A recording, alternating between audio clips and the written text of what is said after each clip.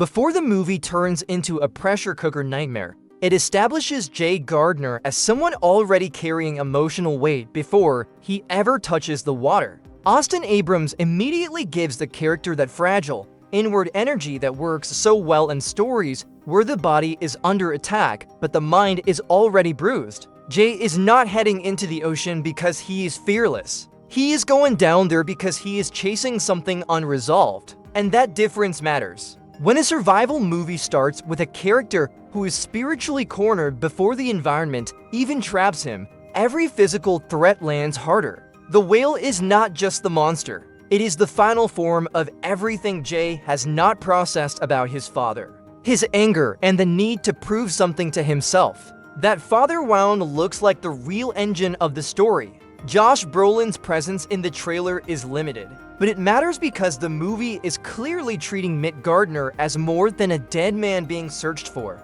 He feels like an emotional force still shaping Jay's decisions from beyond the grave. The early flashbacks and underwater tension between father and son suggest that this was not some neat, uncomplicated relationship built for a sentimental payoff. There is friction there, hurt, expectation, maybe disappointment on both sides. And that gives Whalefall an advantage right away. It is not just a man stuck in an impossible situation thriller. It is a story about a son descending into the ocean for his father and ending up swallowed by something so enormous that it feels almost mythic. Like grief itself opening its mouth. That is a great metaphor. And the trailer seems smart enough to know it. A lot of movies with this kind of premise would oversell the spectacle and undersell the psychological layer. This trailer does the opposite. Yes, it gives me the panic.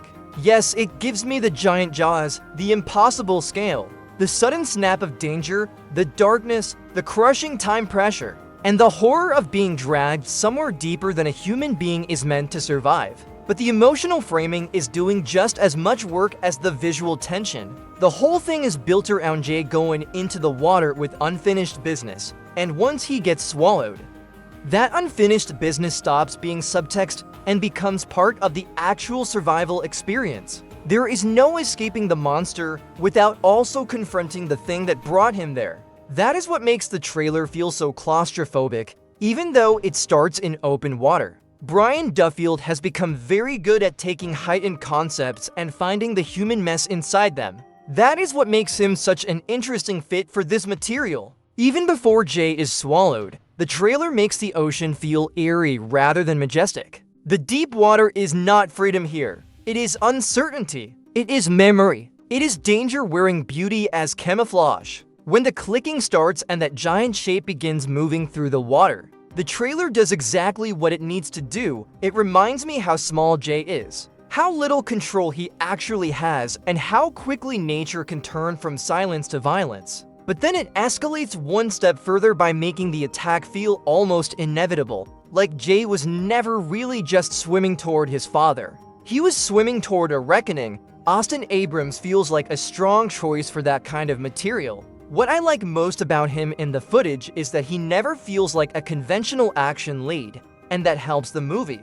Jay should not come off like someone built to dominate his environment. He should feel vulnerable, intelligent, desperate, and a little overmatched, because that is what makes the situation terrifying. Abrams has that quality.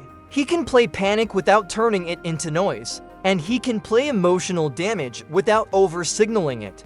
Based on this trailer, he seems capable of carrying both the immediate body-level terror of suffocation and the more internal unraveling that the premise demands. That is a tricky balance, especially in a movie that will likely spend huge stretches with him physically isolated. And that isolation may be the movie's biggest weapon. Single location or limited location survival thrillers live or die on whether they can keep pressure building instead of repeating themselves. Whalefall looks like it understands that the whale is not just a container. It is an evolving environment. It is a living clock. It is darkness, muscle, fluid, heat, compression, memory, and death all working together.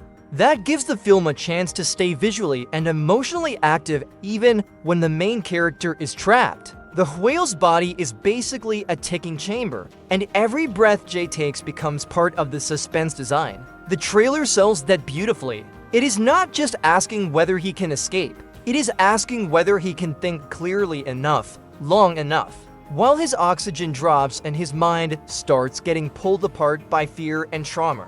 That is where Whalefall could become something special, because if the movie really commits to that internal-external blend, then it could hit in the same way the best survival stories do, by making the environment force a character into emotional truth. The whale is a horror image, obviously, but it is also a pressure device for revelation.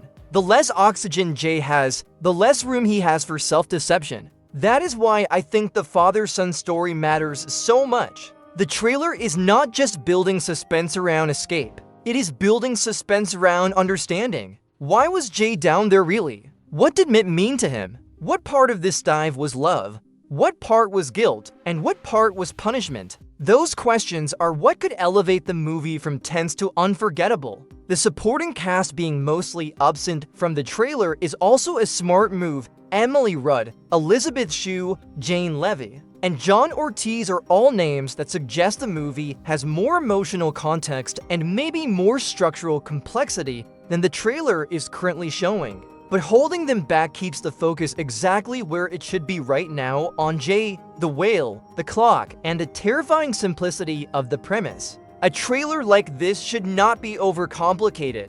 It should make the audience feel the trap, and Disney absolutely understands that here. By centering the footage almost entirely on Abrams and the attack, the marketing leans into the movie's strongest immediate advantage, which is pure, primal tension. You do not need to explain much once the audience understands the words swallowed by a whale with 1 hour of oxygen left. That said, what really impressed me is that the trailer does not feel cheap. This could have easily turned into high-concept nonsense, the kind of movie people talk about for the low gleaning more than the execution. But the footage has weight. The water feels cold. The darkness feels suffocating. The panic feels earned. The emotional beats with Brolin feel like they are setting up something deeper than a simple parent-child reconciliation. Thanks for watching. Share your thoughts in the comments. This is where these kinds of films come to life. Until the next story, stay curious, be critical, keep your eyes on the screen. And remember, every film you haven't seen is a new film.